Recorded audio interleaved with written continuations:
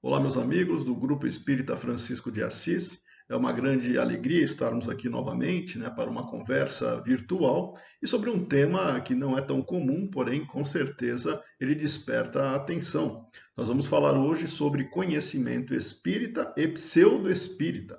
Afinal de contas, nós temos hoje, ainda mais com essa possibilidade de acesso à internet, a redes sociais, a uma série de fontes de informação, uma ampla gama, de informações, de dados, de referências, mas não necessariamente tudo isso está alinhado com o conhecimento que os espíritos transmitiram, que os espíritos colaboraram para a construção daquilo que nós chamamos de doutrina espírita. Kardec, quando organizou esses ensinos, ele sempre partiu da ideia de ensino coletivo, ou seja, existia uma generalidade das informações por diferentes fontes que convergiam para as mesmas respostas. Então, concordância nas respostas. Então, generalidade e concordância foi aquilo que sempre norteou Kardec a selecionar, a organizar as informações que eram obtidas mediunicamente e também com os fatos atrelados a isso para dar sustentação, para que nós tivéssemos evidências, para que nós tivéssemos, em cima de um raciocínio lógico, a confirmação, ou pelo menos a aceitação de premissas que estruturam hoje o Espiritismo. Então é muito comum nós entendermos que o conhecimento dos espíritos, ele não é fruto da opinião de um espírito ou de poucos espíritos. Ele é fruto do ensino generalizado através de diferentes comunicações, diferentes fontes que não se conheciam, não se influenciavam mutuamente e que puderam fornecer respostas alinhadas, convergentes para aquilo que Kardec depois selecionou e apresentou nas obras fundamentais. Importante destacarmos isso, porque muita gente hoje, infelizmente, diante dessa enxurrada de informações que nós temos, elas podem se confundir e achar que só porque se atribui a origem a um fenômeno mediúnico ou algum espírito que assina, de maneira um espírito famoso, que a pessoa acha que tem credibilidade e que vai gerar algum conhecimento adicional, a pessoa se sente confortável em retransmitir ou até disseminar aquele dado, aquela ideia que ela tomou contato. Não necessariamente isso faz sentido quando nós entendemos que os espíritos tiveram todo o cuidado para transmitir as informações, passando por um critério que nós vamos entender sob uma ótica mais racional, para nós separarmos o joio do trigo. Kardec ele tomou o cuidado de não assumir a responsabilidade de transmitir ou de pautar como se fosse uma verdade algo que não tivesse respaldo de outras fontes de conhecimento, outros espíritos que eventualmente pudessem ratificar aquele dado, aquela informação. Então, quando a gente escuta alguma coisa, nós temos que tomar cuidado para não nos colocarmos numa situação até constrangedora de disseminar uma informação que nós não conhecemos, nós não sabemos de fato se é verídica, mas achamos importante ou achamos interessante, dada o contexto onde ela foi produzida. E aí vem o tema da nossa exposição de hoje. Conhecimento espírita e pseudo-espírita está justamente dentro dessa proposta de entender o que seria considerado, classificado, algo legitimamente espírita e algo que pode até também ser interessante, ter a sua atratividade, mas não tem fundamentação doutrinária, que seria o pseudo-espírita. Ele parece ser espírita, mas não é. É uma aparência, uma falsa ilusão aí que nós poderíamos ter sobre algum dado, a veracidade de alguma informação. O que é conhecimento, então, de uma maneira mais ampla? Conhecimento, pegando até uma definição mais antiga, seria uma crença válida e justificada, uma crença verdadeira, aquela crença que nós entendemos ser verdade e justifica-se esta verdade por elementos lógicos e fatos.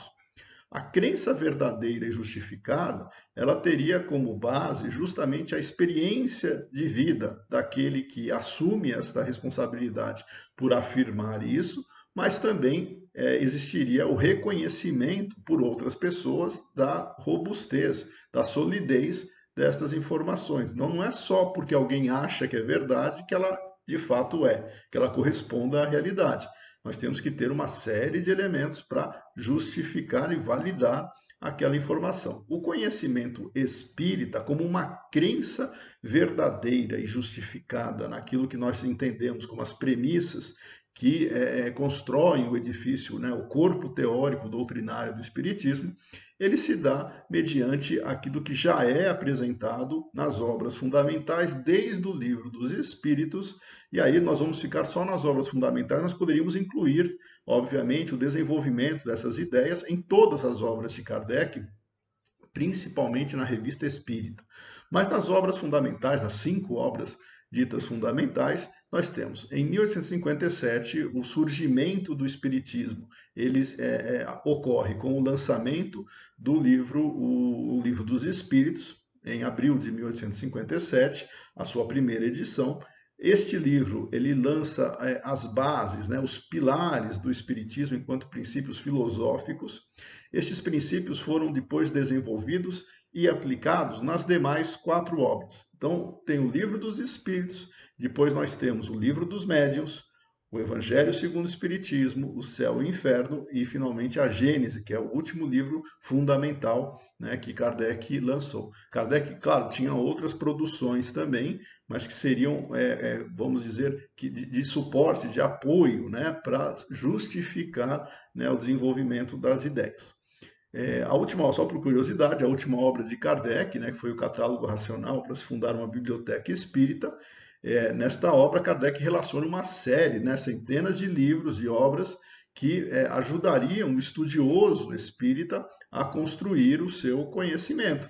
Ou seja, não está só lastreado nas obras fundamentais, que elas, obviamente, como o nome já diz, elas são a base para nós entendermos o que seja espiritismo. Mas nós podemos exercitar, refletir sobre esses princípios em outras obras que eventualmente possam tocar nesses assuntos, mas nós temos que tomar o cuidado para separar o que é coerente e o que não é coerente com esses princípios das obras fundamentais. Então, Kardec, no livro Catálogo Racional, ele lista ali em 3 grandes grupos, né, começando com as obras fundamentais, depois obras diversas, que poderiam tocar no assunto cuja temática espírita estivesse envolvida, mas não necessariamente seriam obras espíritas, porque elas poderiam ter outros elementos ali, mais espiritualistas de forma geral, né, mas sem abraçar todos os princípios espíritas, mas que tivessem interesse dentro da temática espírita, porque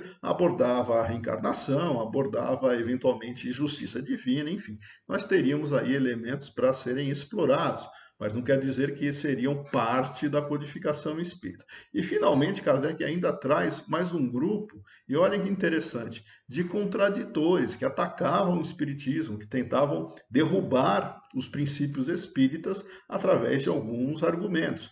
Kardec apresentava esta literatura justamente para oferecer elementos para contra-argumentação.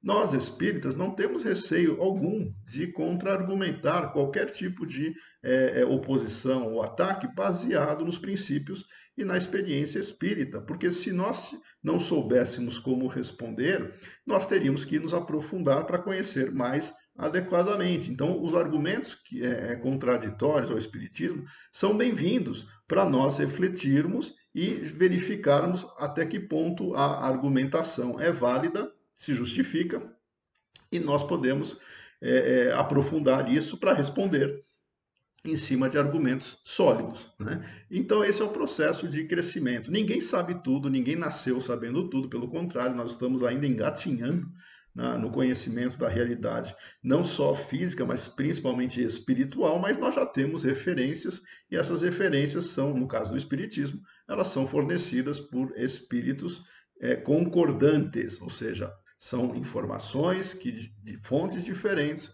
concordam para responder ou para oferecer um direcionamento sobre determinado item, determinado objeto em estudo.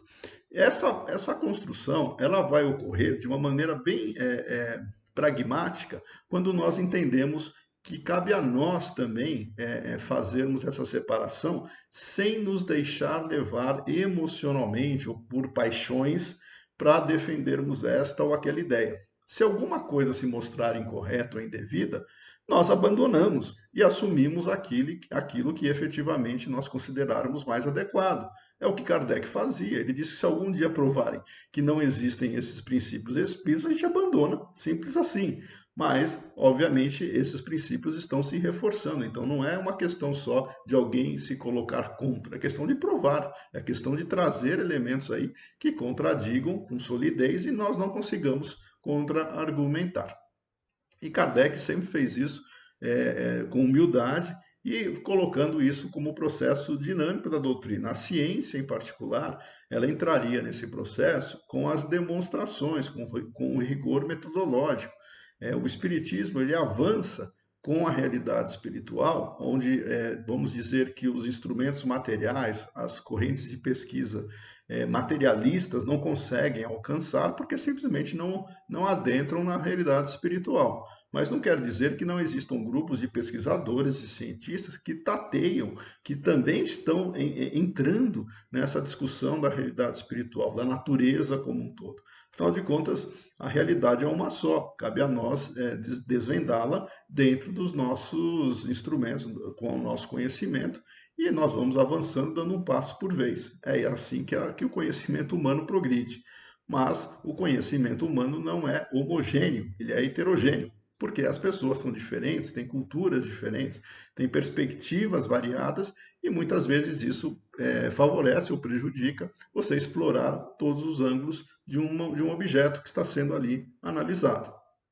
No caso do Espiritismo, as 5 obras que estruturam o corpo doutrinário, né, desde o Livro dos Espíritos, partindo de uma concepção de Deus, partindo da relação dessa realidade, da existência do espírito como um ser independente, que mantém a sua individualidade, que não se mistura nem se perde no todo na sua desencarnação, sendo Deus aquela figura que já rompe com a visão tradicional do Deus antropomórfico, né? Aquele Deus homem que eventualmente tinha sentimentos, né?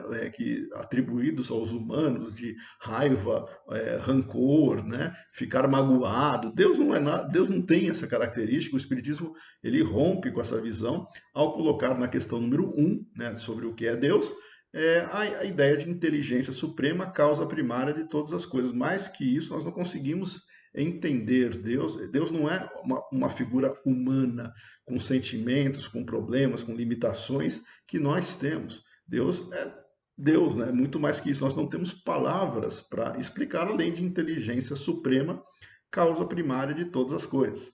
Mas o homem, pela sua própria limitação, tem que materializar, tem que deixar mais concreta a ideia, por isso que se aproximou em algum momento essa ideia de Deus figura humana. Mas nós já superamos isso. O Espiritismo ele ajuda a romper essa visão, apesar de muita gente ainda se prender a essa característica mais antropomórfica de Deus. Só que tem um problema nesse sentido.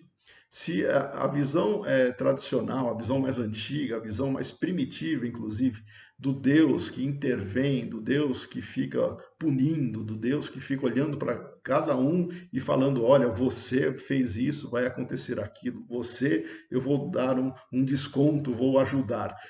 Aquela ideia parcial, inclusive, né? Essa visão quase que infantil, nós tínhamos no passado, muita gente ainda tem essa visão, mas a humanidade vai progredindo e o pensamento humano progride e nós já não temos mais necessidade de ter essa visão, né, tão voltada ainda para Deus humano, que não é o caso que o Espiritismo apresenta.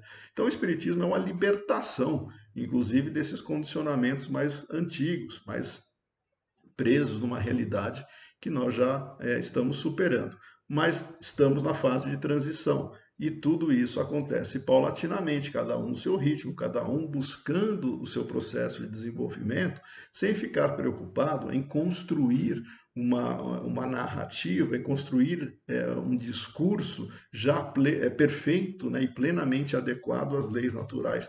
Nós estamos em transição, saindo de um conhecimento que muitas vezes estava calcado em ideias lúdicas, né, mágicas, típicas, né, do nosso nível evolutivo, mas agora a gente está dando um passo a mais e exige sacrifício, exige esforço intelectual para nós nos libertarmos desse passado aí que nos prendia a essas ideias mais místicas. Esse conhecimento que nós estamos tendo, misturado com as ideias anteriores, é o que se chama de sincretismo, quando a pessoa mistura conhecimentos outros, estranhos à doutrina espírita, com o conhecimento que os espíritos nos deram. Esse sincretismo, ele não favorece o verdadeiro conhecer, não o verdadeiro saber, porque nós ainda estamos criando, né, ou pintando uma realidade distorcida ao misturarmos conceitos. Esse processo de deixar tradições anteriores, né, e avançarmos no conhecimento, e com o consequente resquícios aí, né, que a gente vai encontrar de sincretismo, isso nós entendemos como parte também do processo evolutivo. Mas o espírita que efetivamente busca compreender e conhecer tem que se centrar nas obras fundamentais para entender os princípios e depois fazer uma análise comparativa para separar o joio do trigo. De novo, a gente retoma a fala aquilo que Kardec fez quando ele apresentou as obras fundamentais, aonde nós tínhamos que beber o conhecimento nelas para depois fazer um processo de compreensão de outras temáticas que poderiam estar vinculadas à realidade espiritual, separar o joio do trigo e não nos deixarmos levar por ideias mágicas nem fantasiosas. E as pessoas, muitas vezes, não conhecendo o Kardec, não conhecendo os princípios espíritas, se deleitam, né, com uma literatura que no mercado editorial é considerada voltada para o público espírita, principalmente na parte de romances.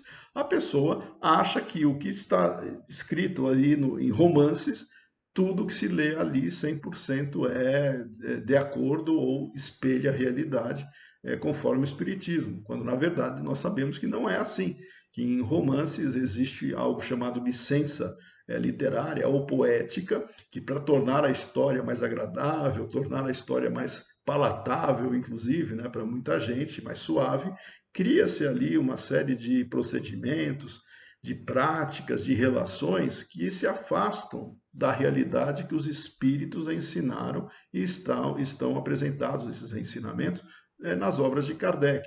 E aí a gente fica com fontes diferentes de informação e a pessoa escolhe uma delas, geralmente é que ela tem mais simpatia, e sai por aí dizendo que isso é espiritismo, quando pode não ser, como isso pode ser um conhecimento pseudo-espírita. Ele aparenta ser espírita, mas ele não tem fundamentação doutrinária. Os espíritos não necessariamente convergiram para aquela informação, para aqueles dados. Então, nós já começamos a delinear o que seria um conhecimento pseudo-espírita.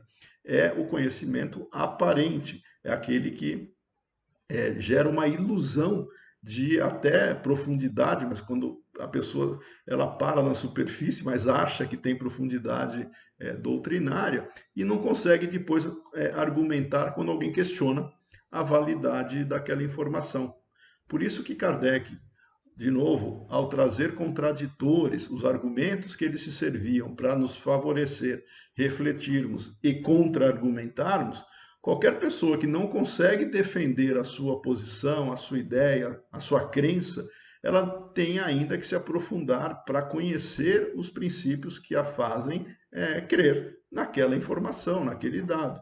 Se ela não consegue explicar para alguém por que seja dessa maneira, existe aí algum problema mais que não seja impossível de aprofundar, mas ela precisa se aprofundar para conseguir argumentar. Então, o conhecimento aparente, esse que engana, né, que dá-se a impressão da pessoa ter solidez, mas não tem, ela está ainda na superfície, o conhecimento é raso, diante da primeira argumentação, da primeira contradição que for apresentada a ela, ela não consegue sair desse esclarecimento, porque ela não se aprofundou, ela não criou raiz, né, no conhecimento para conseguir sustentar o seu discurso, para defender aquela abordagem. Por exemplo, vamos pegar aqui um caso bem simples, a reencarnação. Quando eu falo simples, no sentido de é um princípio doutrinário, sem a reencarnação não existiria o conhecimento espírita, porque toda a justiça divina está centrada no processo evolutivo do ser, e a reencarnação faz parte desse processo, e não tem como nós explicarmos a justiça divina para alguém, não colocando a reencarnação nessa explicação, nesse processo. A pessoa que não acredita, por exemplo, em reencarnação, ou não tem como defender a reencarnação como parte natural do processo evolutivo do ser e da justiça divina, a pessoa não vai conseguir explicar sob a ótica espírita esse processo. Ou seja, uma coisa é a pessoa se dizer adepta do espiritismo, a outra é ela se aprofundar no conhecimento espírita para defender, para argumentar e para apresentar os elementos com lógica, com fluidez. Afinal de contas, nós defendemos a fé raciocinada. Tudo isso faz parte do processo de amadurecimento de cada um, mas é muito normal nós estarmos de um jeito hoje e daqui a algum tempo estarmos muito melhores, ou pelo menos já dermos um passo a mais nesse aprofundamento. E espera-se, né, que nós façamos isso, que hoje nós estejamos melhores que ontem e que amanhã estaremos melhor que hoje, porque é um processo de crescimento e também no conhecimento.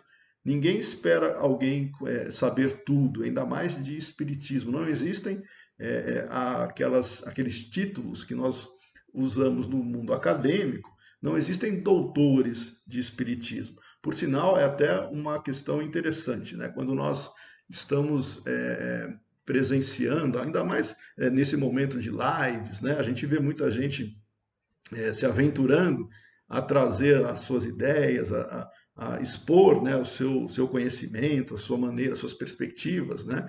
Elas são opiniões. As opiniões são bem-vindas, porque nos ajudam a refletir. O problema é quando essa opinião é tomada como verdade doutrinária. Aí nós já começamos a ter um problema, se não estiver de acordo com aquilo que os espíritos efetivamente apresentaram a Allan Kardec. Então, a opinião de alguém, ela expressa o conhecimento espírita desde que esteja alinhado com aquilo que foi apresentado nas obras de Kardec. Se essa opinião se afastar do conhecimento que os espíritos trouxeram para Kardec, ou que Kardec organizou, nós temos que rever e não chamar isso de conhecimento espírita, porque ele está em contradição com o conhecimento doutrinário. Esse é um ponto importante para nós separarmos conhecimento espírita e conhecimento pseudo-espírita. Então, quando alguém nos diz, né, se isto é ou não, se isso faz parte ou não do espiritismo, basta nós analisarmos os princípios que estão envolvidos nessa afirmação, nessa análise, nessa opinião que está sendo dada. Se isto está de acordo com, está fundamentado nas obras de Kardec, sim, a gente pode chamar de espírita. Se isso não está, é uma novidade, é algo que precisa ser aprofundado, não que nós tenhamos que refutar ou rejeitar de pronto, mas a gente não vai abraçar de pronto também, porque a gente não tem a fundamentação. É por isso que muita gente acha, né, que as pessoas que defendem Kardec são pessoas que não avançaram no tempo diante das novidades. 160 anos atrás, que é o tempo que nós temos, né, do surgimento do Espiritismo, 160 anos não é nada para o conhecimento em termos de evolução. Se nós entendermos que de Moisés para Jesus nós já tivemos 1.200, 1.300 anos, de Jesus para Kardec nós tivemos aí mais 1.900 anos arredondando, né?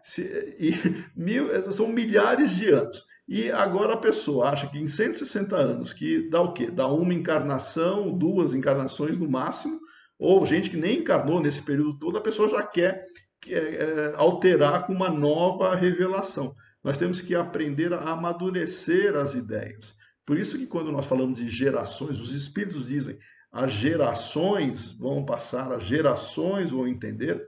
Gerações, nós estamos entendendo um processo reencarnatório. Não são gerações de pai e filho de 25, 30 anos separando um ou outro. São gerações, as nossas reencarnações nos separam do nosso aprendizado anterior, porque nós estamos fazendo. Nós continuamos a evoluir no nosso ritmo. Então, não é há 160 anos atrás, não é nada em termos de crescimento do conhecimento para falar que uma novidade hoje reformula o que os espíritos disseram há 160 anos atrás. Primeiro, porque as verdades são perenes. O que é verdade hoje era verdade ontem e continuará sendo verdade amanhã. O que aparenta verdade, esta sim, esta pode ser aprofundada, ela pode ser vista de outra maneira. Então, a essência, ela tem que ser compreendida para que nós não tenhamos que jogar esta essência, atrelar essa essência a um conhecimento temporário. A verdade, ela é perene. Pode aparecer a novidade que aparecer aí, não muda a verdade continua ela sendo ela. O que pode mudar é a perspectiva que nós temos para compreender esta essência. E o conhecimento espírita, ele revoluciona o pensamento humano justamente com essa perspectiva. Ele não faz uma imposição, ele convida para reflexão baseado no critério, baseado na solidez das informações que os próprios espíritos deram como referência, mas, de novo, não foi um espírito nem poucos espíritos, foi a concordância da generalidade e a convergência desses ensinamentos. Tá? Concordância por uma questão de princípios, né, que estavam alinhados e geravam a mesma resposta. O estilo de resposta, esse varia de cada um, mas a essência é a mesma. É a mesma coisa quando nós trabalharmos o conhecimento espírita. Não podemos fugir de Kardec. Se alguém questionar alguma coisa, ou levar alguma coisa para reflexão, nós temos que buscar os princípios que fundamentam essa argumentação. Aonde estão esses princípios? Nas obras fundamentais. Então, quando alguém traz alguma novidade, né, ou alguma informação que colide, né, com o bom senso até, basta nós perguntarmos para ela, ok, é uma informação interessante, mas qual é o fundamento dessa informação? Aí a pessoa, se ela falar é a opinião de um espírito, ou de um ou outro espírito, isso não é fonte de informação que convirja para você refazer os ensinamentos dos espíritos que convergiram para aquela situação. Uma novidade, ela pode ser vista com curiosidade, com atenção, com respeito, mas ela tem que ser colocada à prova, ela tem que ser discutida, tem que ser debatida, tem que se apresentar os fundamentos, aquilo que sustenta a sua afirmação, para ver se de fato ela passa a ser algo considerado uma crença verdadeira e justificada. Se for só uma crença, mas que nós não temos certeza da fundamentação ou da justificação, ela passa a ser uma crença, como qualquer outra, mas que não tem a sua essência validada. E aí a gente não pode chamar de algo revolucionário que está substituindo o ensinamento anterior. Esse é o grande ponto quando nós entramos na literatura ou no conhecimento dito pseudo-espírita. Ele aparenta ser espírita, ele traz novidades ou informações ou detalhes que talvez não tenham sido explorados de maneira específica pelos espíritos, mas a essência, ela foi explorada, a essência está lá e a gente tem que ver se a essência dessa afirmação está condizente. Muitas coisas que podem ser tidas hoje como algo a ser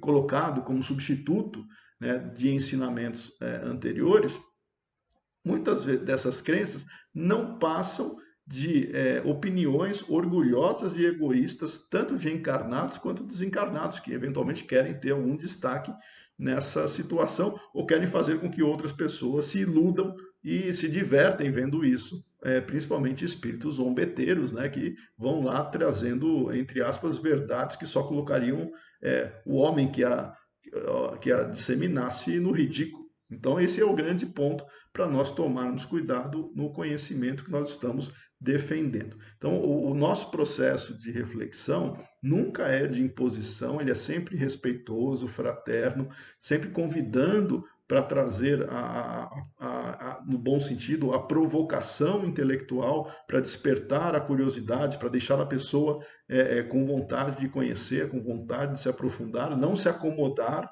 no conhecimento, né? Porque o comodismo é outro problema, a pessoa se fecha, ela acha que tudo que ela sabe, né, já é suficiente para ter uma vida confortável em termos de respostas.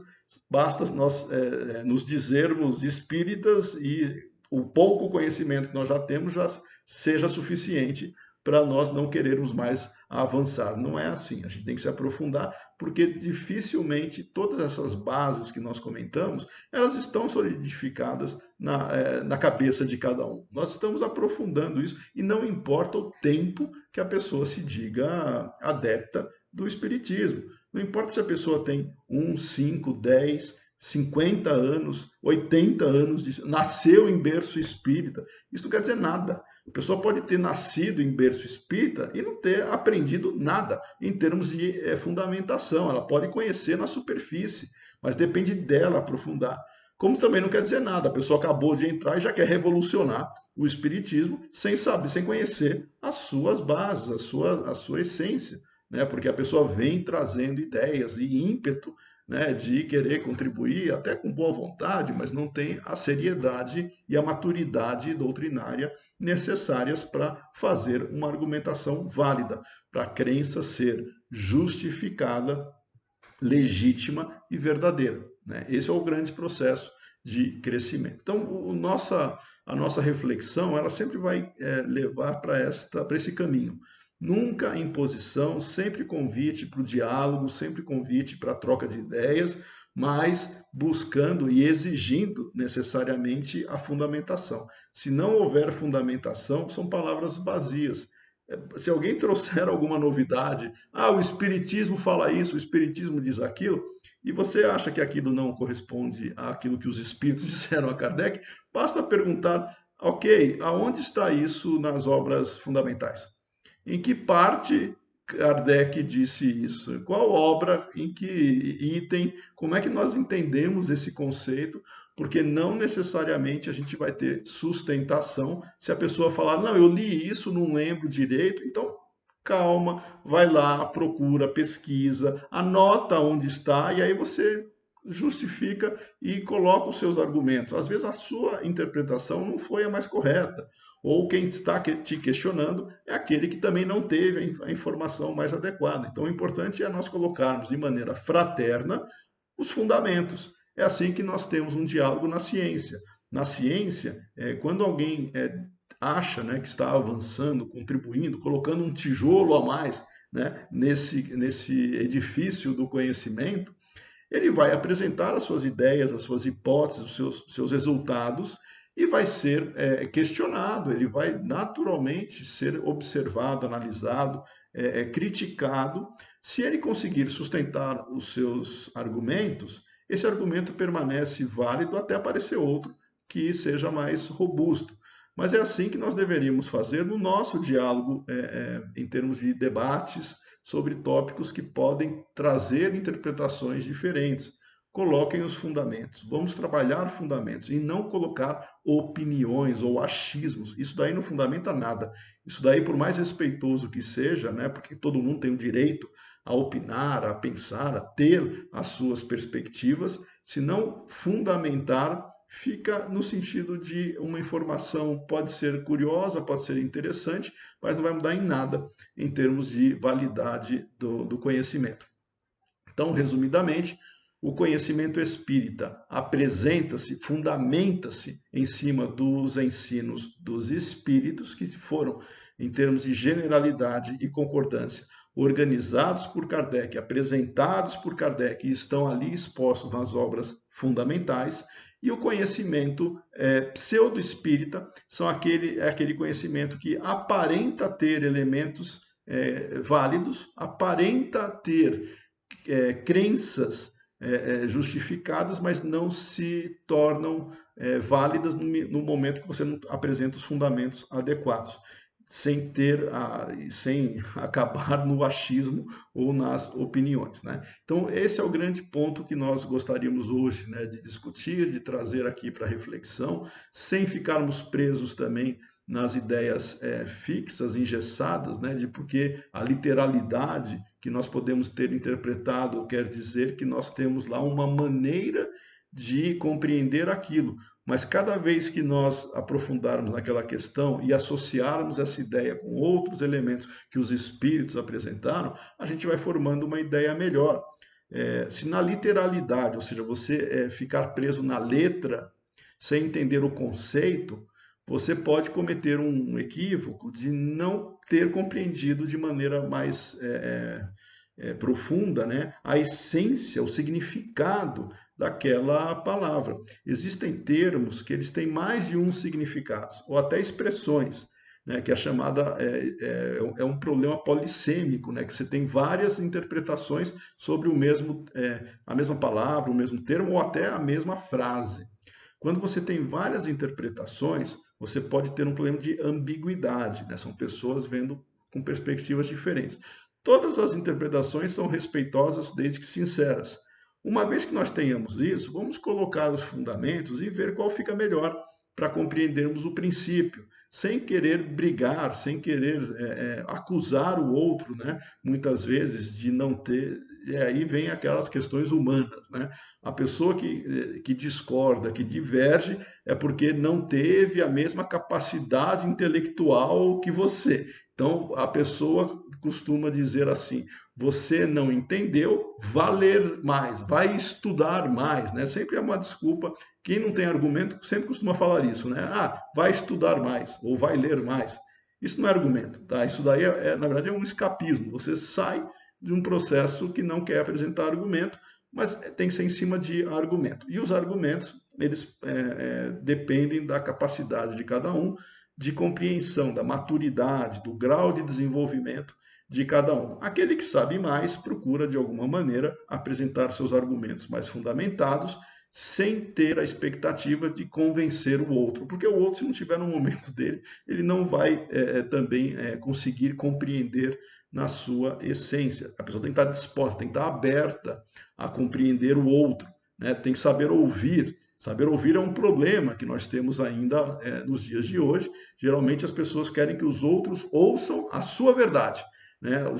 A sua maneira de ver o mundo, quer que as outras pessoas se comportem como ela gostaria que os outros se comportassem, mas dificilmente nós ouvimos o outro, conseguimos entender o próximo, as suas características, nós nos colocarmos no lugar do outro para ver o seu contexto também. Esse exercício, ele exige também uma certa maturidade, não só intelectual, mas emocional. E aí nós temos aí os nossos desafios, afinal de contas, nós estamos todos aqui crescendo juntos e estamos nos deparando aí com divergências para isso mesmo, para exercitarmos a inteligência, a paciência e o respeito.